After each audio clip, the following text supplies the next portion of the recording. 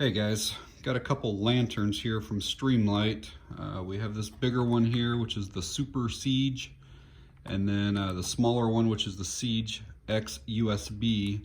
I wanted to show you guys what they look like in their retail packaging before I take everything out. We'll kind of go over what comes with them, go over the features, tell you some of the things that I like about them, and if there's anything that I dislike, I'll let you know about that too. All right, so it looks like the Siege X USB comes with the lantern, obviously. It comes with one of the Streamlight 18650 batteries that is micro USB rechargeable. Comes with charging cable, instructions, sticker, and some other literature. The Super Siege, obviously lantern, charging cord, and then instructions. The Siege X USB is only available in this coyote color, but the Super Siege is available in coyote or in yellow. And I chose the coyote because I kind of wanted a matching set here. Charging of the Super Siege is pretty simple. Just take your charging cable, undo the little rubber cover here, and you'll see the port right there. The light there on the front is red when it's charging. It will turn green when it's fully charged. And to charge the 18650 battery, just take your micro USB cable, plug it into any wall adapter, and then take your battery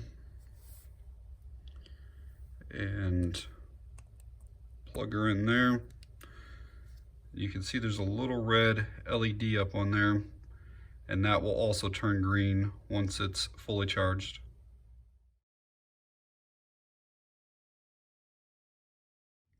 Before we get into all of the features, I wanted to show you guys the outputs and the run times.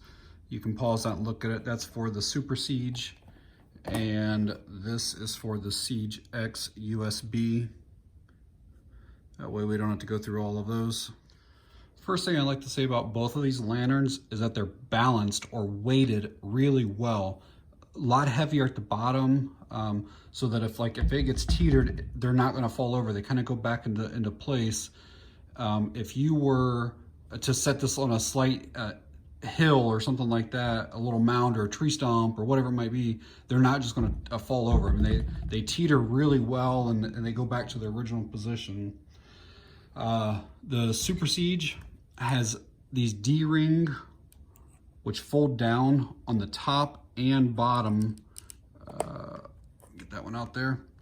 And so you can obviously hang this, like if you had a line strung up, if inside of a tent, whatever, you know, anything you can hang it on, you can hang it. And the little Siege X USB has one of them on the bottom. So I see that being real useful for like inside of a tent when they have those little clips. Both lanterns have this handle, which basically locks down in place. When you're not using it, it almost like springs down. And then once it gets there, it stays in place. But then obviously swings all the way up. It's got a coating on it, so it's fairly soft, or soft to the touch rather. And so you could put this like over a tree branch or something like that. And the smaller lantern has the same type of handle, and you can hear it kind of spring when it closes. Obviously both lanterns have 360 degrees of light that comes off of them. The bigger one, you can actually remove this shield, or it's called a glare guard. So basically if you have the lantern on and you don't want the light coming directly back at you, but you need to be able to see out there, so this thing basically just slides right off. Just grab onto it and pull it off. And then this entire thing here is also removable. You just twist it and it pulls off, and then you can hang that or use that without the little globe thing on it. With the globe on it though, it does float. I don't know offhand what the IPX rating is on it, but I know the whole thing will float. And even though there's some weight to it, this creates enough buoyancy that it does float. The bigger one here, the Super Siege, if you look at the power button, it's actually recessed. You can rub your fingers over there and not even get close to the button. It's down there quite a bit, probably at least 1/8 of an inch. And that's to prevent it from accidentally get turned on if it's in your camping gear or backpack. Or both of these have battery level indicators. Basically they are, when you turn them on, they're green, and then if the battery starts getting a little bit weak, it turns yellow. If it starts getting even weaker, it turns red, and then if it's a flashing red, it basically means your batteries are about dead, so you do need to get them charged up.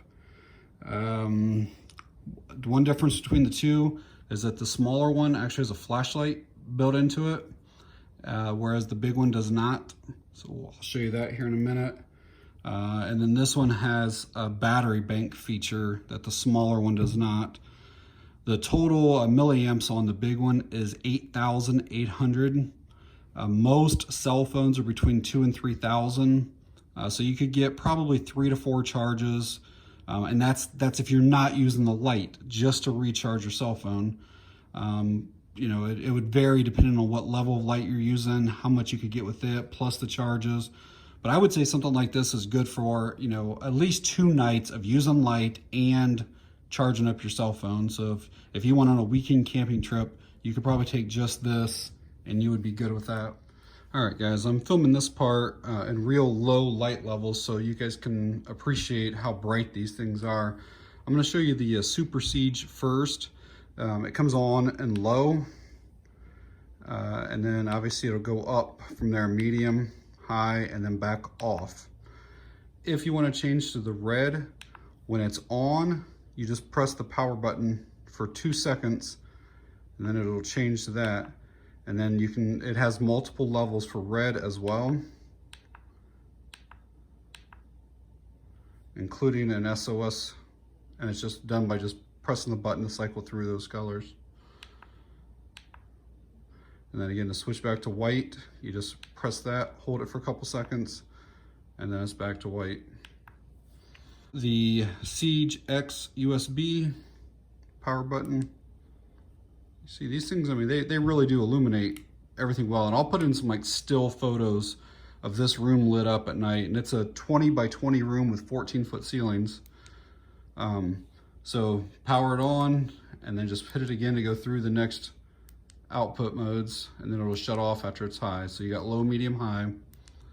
And then to switch to the red, you just hold the button for a couple seconds, just like on the other one. And then it's got multiple, it's got a high on that and the SOS. And if you want to switch to the flashlight, you just hold that a couple seconds. And it's got a low and a high on that. It's like I just turned it off and it was in flashlight mode. And if next time I turn it on, it's still in flashlight mode. So if I want to go back to lantern mode, I have to have it on and then press and hold it for a couple seconds. Then it switches back to the lantern. But for as small as these things are, they do put off some pretty incredible light. And again, I'll have to show you what this looks like with the picture.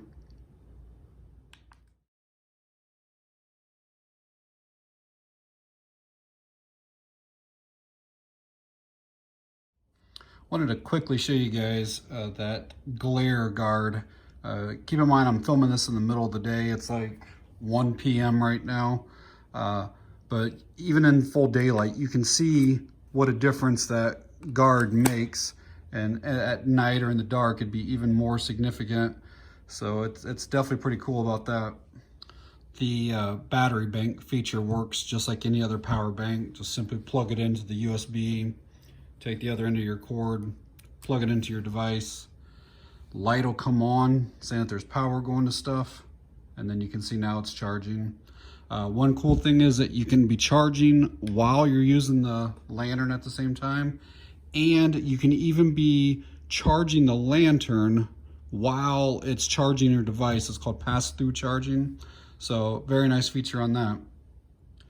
So one small complaint that I have with these is I've had this thing off a couple times now for charging and then for using that USB port, and it's actually kind of difficult to get this to reseal. There's a little hole right there, and then that little peg has to fit on that hole, and I probably won't even actually be able to get this here on camera. It takes a lot of effort to get that back in there right. All right, got it back in there now. I've actually seen a couple other videos on these where this cover is completely missing. So I don't know if they were just too rough and it ended up breaking the cover or what. I don't see any way that little tab comes off of there, but I have seen them missing. Another feature I didn't mention about this is that it does have like storage at the bottom of this thing. They've shown them like with money in here and keys and stuff like that, so you can store whatever you want down in there. It's supposed to be waterproof storage. So that's a nice little feature. So I believe that the big one is right around $100 in most places, and the smaller one is right around 40 or so. One thing I didn't show about the small one, this is actually kind of a nice feature. So I got that Streamlight battery in there now, but you can actually take any 18650 battery and it will work with it. A lot of manufacturers are going to where everything is proprietary and it doesn't work. So I like that Streamlight, you can use other batteries for it. And if you're someone who doesn't like 18650s or doesn't have them, you can just take the CR123 batteries, and 2 of those will work as well. It sounds like it rattles right now until you put that spring back against it, and then it's fine then, and it doesn't rattle at all. So nice that you can use multiple types of cells with it. So besides that little rubber cover being somewhat difficult to get back in there, my only other complaint with both of these lanterns has to do with the user interface. So you turn the lights on and they come on in the low setting, okay? And let's say you're like, oh, I actually need that to be higher. If you wait more than 1.5 seconds and you hit the button, it automatically shuts them off. So you have to basically decide when you turn it on the level that you need, or you got to turn it back off and then go back through them again. And it's the same thing. Like, let's say I'm on medium now and I wait more than 1.5 seconds and I need high. Well, it turns off. And then I got to turn it back on low, then medium, then high. So I kind of dislike that. I wish that if it's on and I pressed it, it just goes to the next level. But I understand because when you press too long, then it goes to like your reds and stuff like that. But it is kind of annoying that you have to almost immediately decide what output level you want. And it's the same with the smaller one.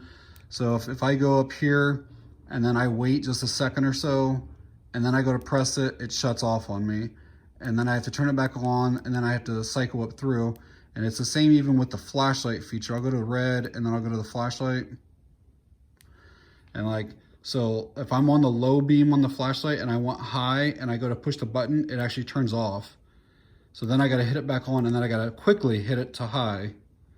So, and then let's say same thing. Let's say from high, I'm like, oh, this is too bright. I need it back onto the low. When I hit it, it'll shut off now. And then I got to hit it again to bring it back on. But I understand why, because it cycles through all these different colors. I do just kind of wish that there was another way of doing that so that I could just go up to the high without it turning off. But just a little pet peeve of mine, I guess.